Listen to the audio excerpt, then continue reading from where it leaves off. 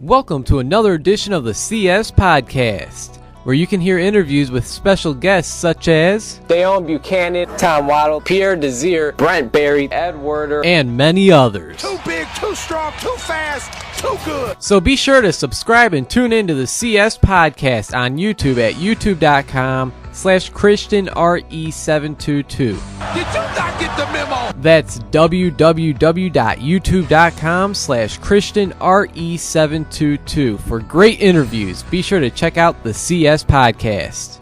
You are ridiculous. Welcome back to the CS Podcast. I'm your host, Chris Shanafel, and I'm now joined by 2015 NFL Draft prospect, cornerback out of Boise State, Bryan Douglas. I appreciate you taking some time to chat today, Bryan. How's everything going? Everything's good. Thanks for having me. Hey, the pleasure's all mine, so let's go ahead and get right to it now. Coming out of high school, I see that you're rated the 7th best corner in California. I just want to start this interview off by asking you a pretty simple question, and that is, coming out of high school, how did you decide to attend Boise State? Really, me and Marcel Yates, who is our defensive coordinator now, we really hit it off on all levels. I mean, he was the first coach that didn't tell me I was too small, too skinny, to play at the next level. He seen my talent. He told me, I got a good frame, and he basically told me, you can play, but when you get to college, we'll put the weight on you.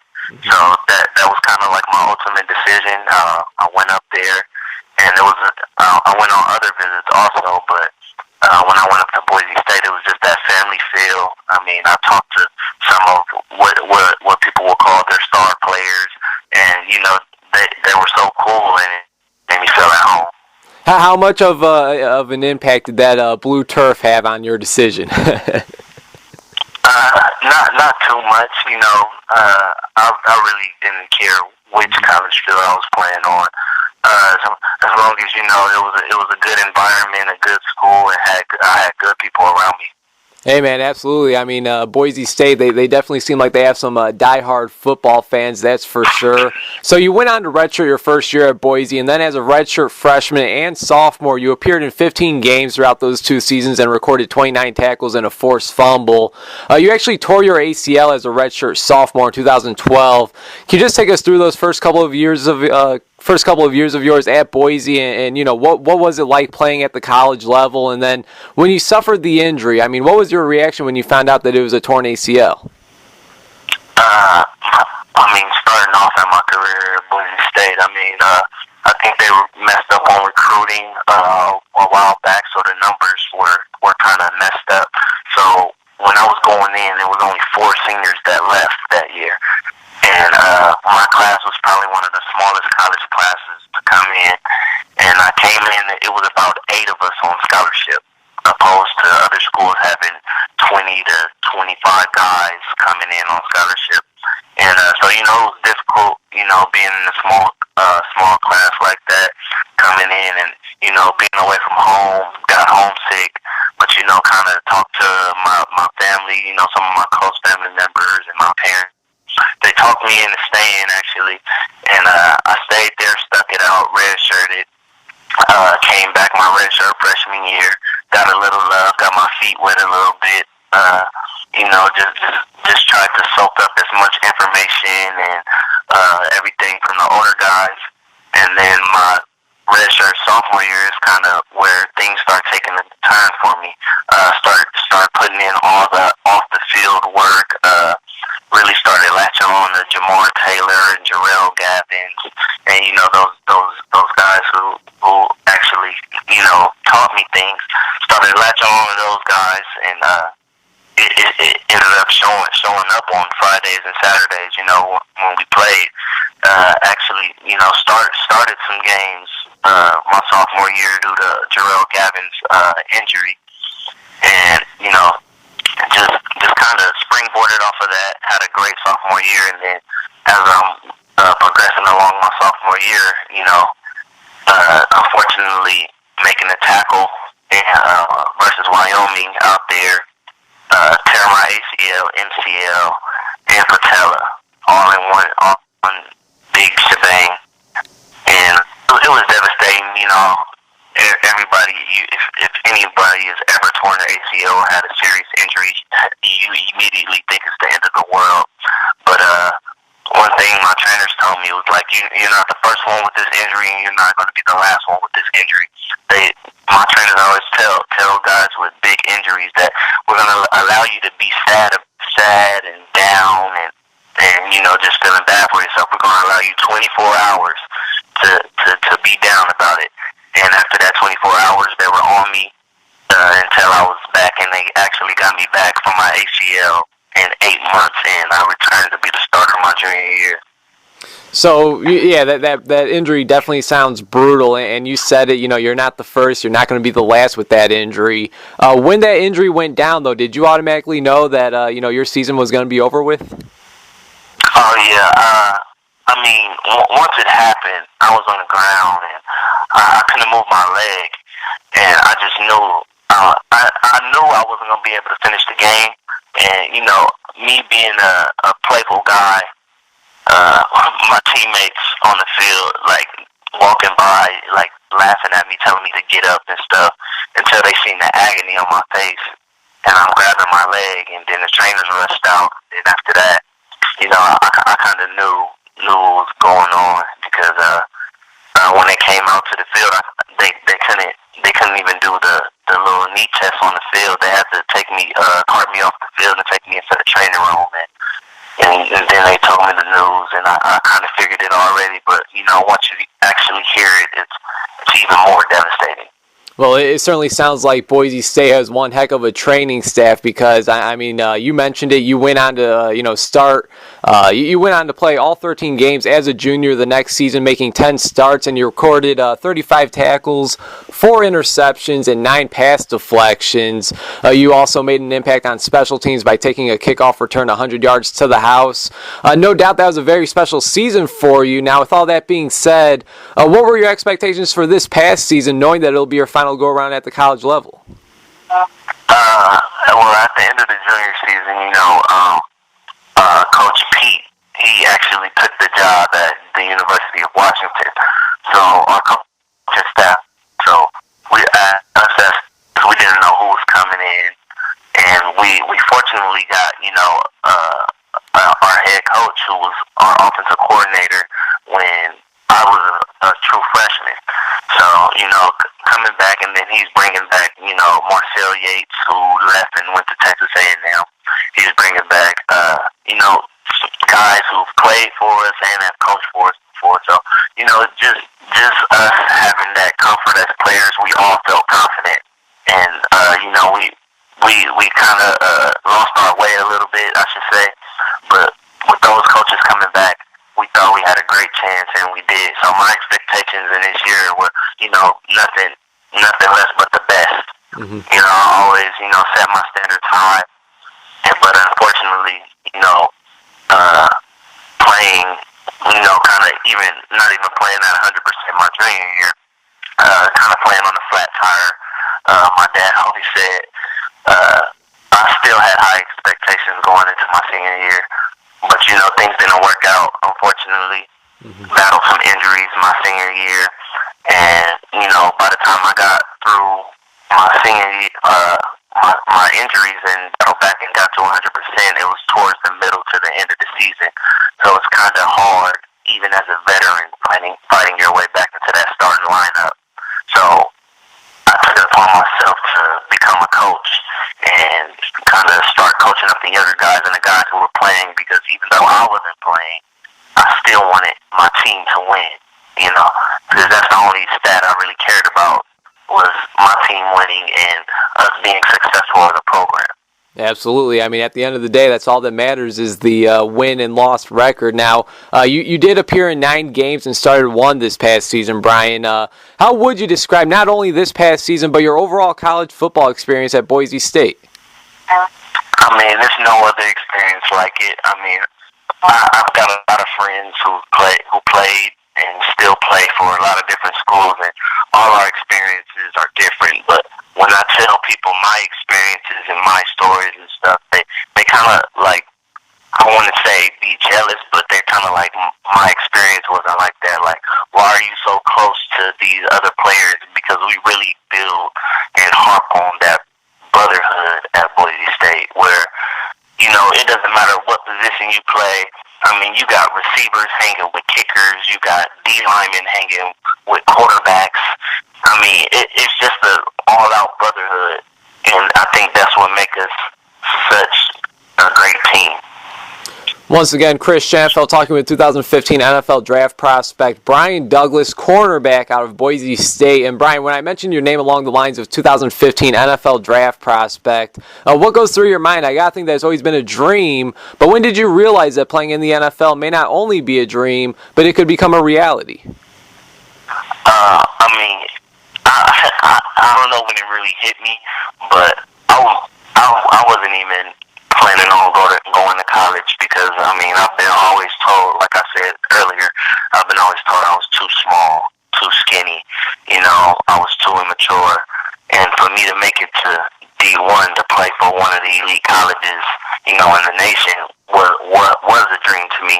And now, you know, playing football since I was 8 years old, you know, just as a kid, you know, you're not even knowing as a kid, you're speaking things into existence, just telling yourself, oh, I'm going to play in the NFL one day. So for it now to be almost a reality, it's mind-boggling, but I'm enjoying every second of it. I'm enjoying the process. I'm enjoying the interviews, and I'm just loving every second of it, no matter what happens next week. Hey, that's great, man. That's definitely great to hear. Now, you mentioned it. You're playing big D1 football. You're playing against some of the best of the best. Over the last 4 years, who would you say is the best or most impressive player you've had to play against? I mean, is there anybody specific that sticks out? I mean, I would have to say Matt Miller. I mean, the guy I had to face every day in practice when there was nobody around, when it was just our brothers and the coaches, you know. That guy, I mean, he has some of the best hands, I mean, I've ever. I mean, I would have a route blanketed on him and he would still catch the ball. So I would have to say Matt Miller was like my biggest challenge in college, which got me ready for Saturdays to play against those other big name guys. And what do you feel is your biggest strength as a defensive back?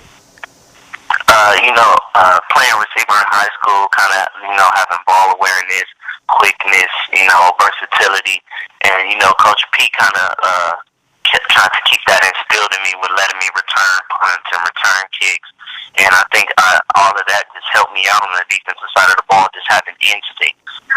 Absolutely. Sounds great. Now, here's a question that I like to ask, pretty much every prospect that I interview. Is there anybody currently playing in the NFL that you might compare your game to? Yeah, I mean, I love Brent Grimes because, I mean, we're the same type of build, you know, smaller corners, guys would say, but are very athletic and very knowledgeable of the game, recognize concepts, and kind of just, you know, play off of instinct. Mm-hmm. Once again, Chris Schanfeld talking with 2015 NFL draft prospect, cornerback out of Boise State, Bryan Douglas here on the CS podcast. And Bryan, just a few more questions and then I'll let you go. I really do appreciate your time. Earlier you mentioned, Jamar Taylor, who's currently on the Miami Dolphins. When I think of Boise State guys in the NFL, I think of, of course, you got to think about Kellen Moore. You got to think about DeMarcus Lawrence. I'm in Chicago, so the Bears have Shea McClellan. Have you spoken to any of these guys, and have they given you any advice as to what to expect during this process? I speak to all those guys. I mean, Charles Leno, who's also playing for the Chicago Bears. Right. Speak briefly with Kellen Moore. You know, he's not much of a talker. Speak mostly with Jamar Taylor, who's really like a big brother and kind of like, a person I look up to now, who gives me a lot of advice, or as much as he can, because on what he's dealt with on his process and what I should expect, and just kind of like giving me a little cheat sheet, basically. So I'm just trying to be prepared, take notes, take after him, just soak up as much information from all these guys who are already where I want to be. Absolutely, and of course, both you and Taylor, you both are defensive backs, so it can't get any better than that. Obviously, it's great to hear that you keep in touch with these guys. That's definitely great to hear right there. It sounds like Boise State, you guys have a true brotherhood. Now, just over a month ago, I see that you had your pro day where, according to NFLDraftScout.com, you were listed at 5'9", 174 pounds, and you ran a 4.63 in the 40-yard dash, 38-inch vertical, 10-1 broad jump, and 12 reps of 225 pounds in the bench press. How do you feel that you performed at your pro day? I mean, are you satisfied with the numbers that you put up? Yeah, very happy with my numbers I put up. I mean, I trained for it, and I just let my body go. I mean, I wasn't thinking about too much on pro day. I think that's where most guys get disappointed or not happy with their numbers on pro day because they're thinking too much. But my trainer, Bryan, he told us, think less, do more. So that's exactly what I did on pro day.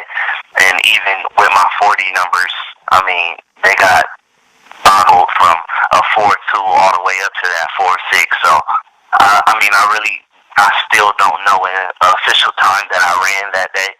So, I mean, I get on the line and run it again right now if I have to. But if you put on my film and just watch me as a player on the field, I don't think I ran a 4.6. But if that's what they're saying, then hey, so be it. That's what I could live with.